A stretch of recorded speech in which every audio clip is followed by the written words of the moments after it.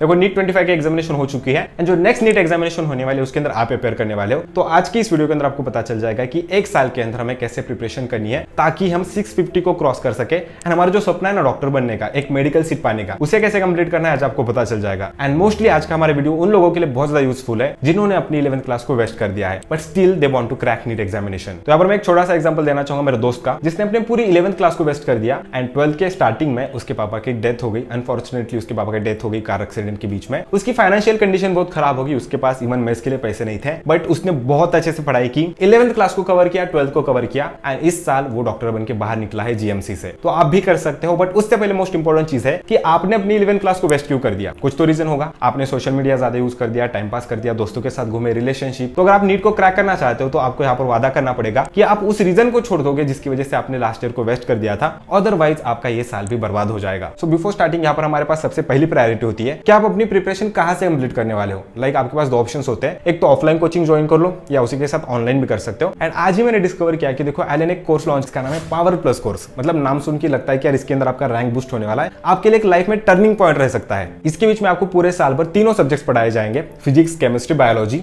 And इसकी price कितनी रहेगी या जल्दी से बता दो, क्या लगता है आपको? 50,000 60,000 ऐसे कुछ लगता है ना? नहीं, पूरे साल की इस कोर्स की प्राइस होने वाली है 9,990, मतलब 9,990 रुपीज। और सबसे मोस्ट इंपॉर्टेंट चीज, ये आपको पढ़ाएंगे कौन? यस, ये आपको कौन पढ़ाने वाला है?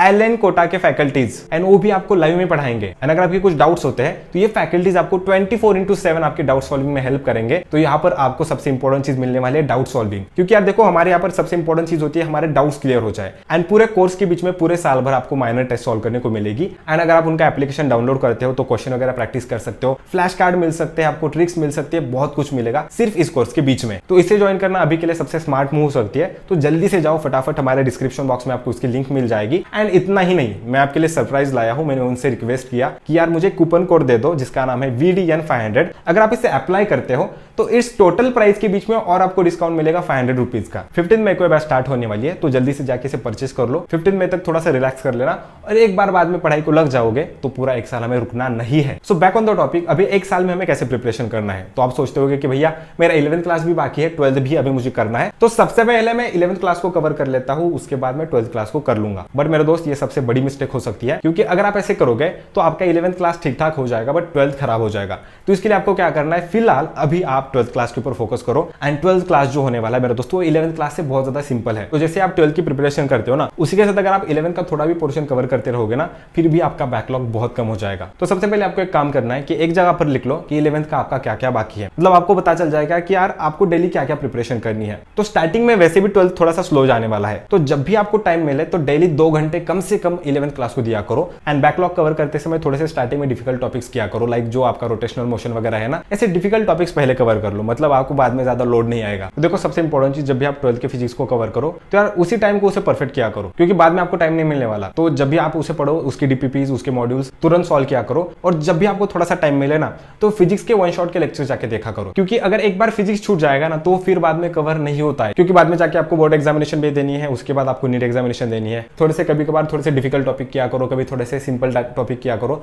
जैसे आपको टाइम मिलता है वैसे उसे कवर करने को ट्राई करो। एंड बैकलॉग कंप्लीट करने के लिए अगर सबसे सिंपल कोई लगने वाला है तो है हमारा बायोलॉजी, क्योंकि टोटल थियोरेटिकल है। 12th के बायोलॉजी में बहुत ज्यादा सिंपल चीज है, लाइक रिप्रोडक्शन वगैरह थोड़ा सा सिंपल है, माइक्रोब्स वाला है, इकोलॉजी वाला है। तो जब भी वो पढ़ाते होंगे ना, आप यूनिट फर्स्ट से स्टार्ट कर देना। कभी कभार आप थोड़ा सा जूलॉजी कंप्लीट करो, लाइक ह्यूमन फिजियोलॉजी वगैरह, या कभी कभार आप प्लांट फिजियोलॉजी वगैरह कंप्लीट कर सकते हो। तो उसके लिए भी आप वन शॉट देख सकते हो और उसी के साथ एनसीईआरटी देख लो, पीवाईक्यूज लगा लो, आपने क्वेश्चन पेपर जो सॉल्व किए थे उसे देख लो, तो वो भी कंप्लीट हो जाएगा। तो केमिस्ट्री में कैसे कर लेना, देखो जो आपका ऑर्गेनिक केमिस्ट्री होता है ना, ऑर्गेनिक केमिस्ट्री 12th का तभी हो सकता है जब आपका 11th परफेक्ट हो। लाइक जीओसी होने के बाद, हाइड्रोकार्बन्स होने के बाद ही हम 12th का पढ़ सकते हैं।